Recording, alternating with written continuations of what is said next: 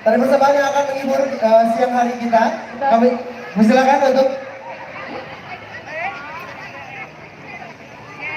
yang akan hari ini adalah relawan yang sangat konsen untuk HIV dan AIDS. Ini adalah peringatan Hari AIDS Sedunia yang seharusnya kemarin dilaksanakannya pada tanggal 1 Desember 2019 ya.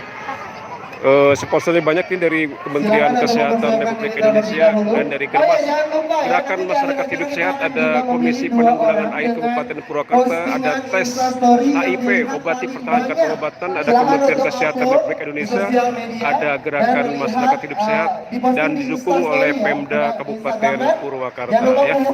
Komisi Penanggulangan AIDS Kabupaten Purwakarta. Oke. Sudah siap Akang Teteh?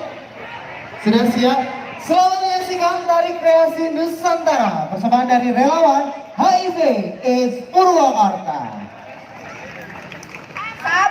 Berbagai macam sekolah, di sini ada beberapa pemuda remaja dari Purwakarta berkumpul di sini.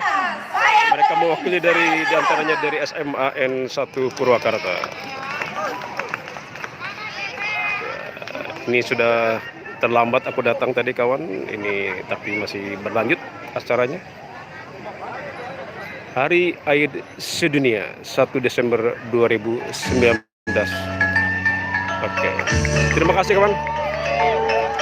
Wassalamualaikum warahmatullahi wabarakatuh. Ciao.